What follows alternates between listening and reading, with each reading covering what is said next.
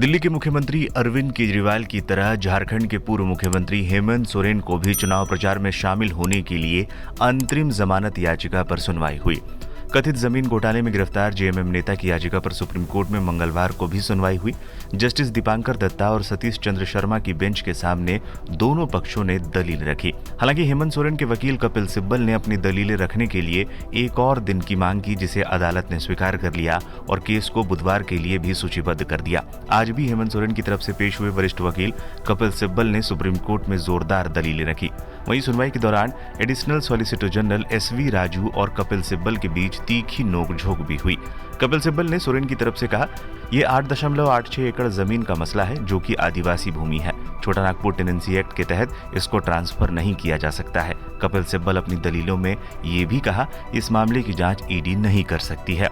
मुझ पर आरोप है कि 2009-10 में मैंने जमीन पर जबरन कब्जा किया। मेरे खिलाफ 20 अप्रैल 2023 को केस चलाया जाता है। इस जमीन पर बिजली का कनेक्शन आरोपी नंबर 4 के नाम पर है। 2015 में हुए लीज में ये खेती वाली जमीन है। साफ है ये मेरे कब्जे में नहीं है। लीज का मालिक राजकुमार है। बैजनाथ मुंडा और श्यामलाल पहान ये दोनों जमीन के मालिक होने का दावा करते हैं। साथ ही ये भूइहारी जमीन है, इसलिए मुंडा और पहान का दावा विवादित है। मामला बेनामी प्रतीत होता है। ये सिविल मामला है और इसलिए ईडी इसकी जांच नहीं कर सकती है। ईडी की तरफ से पेश हुए एसवी राजू ने सिब्बल की दलीलों पर कहा कि वो इस तरह दलीलें दे रहे हैं जैसे ये ट्रायल हो। एसवी राजू ने सिब्बल की दलीलों पर जवाब देते हुए कहा, 15 अप्रैल 2024 को सोरेन ने जमानत याचिका दायर की थी। 13 मई 2024 को इन्हीं आरोपों के आधार पर जमानत याचिका खारिज हो गई।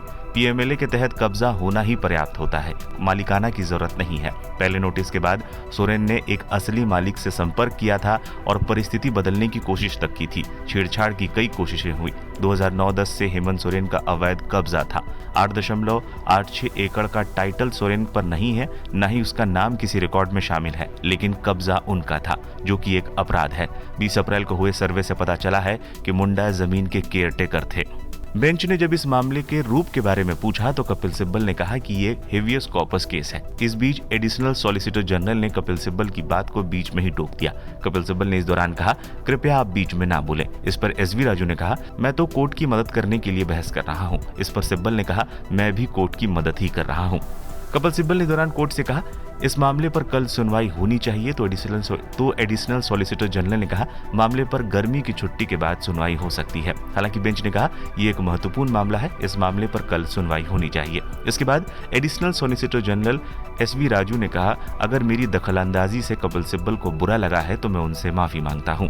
बता दें, इससे पहले हुई सुनवाई के दौरान भी सिब्बल इस बात को दोहराते रहे हैं कि 25 मई को चुनाव है और फिर इस सब का कोई मतलब नहीं रह जाएगा। पिछली कई सुनवाई में वो बेंच से लगातार गुहार लगा चुके हैं। मंगलवार को भी बहस के दौरान तल्खी काफी बढ़ गई थी।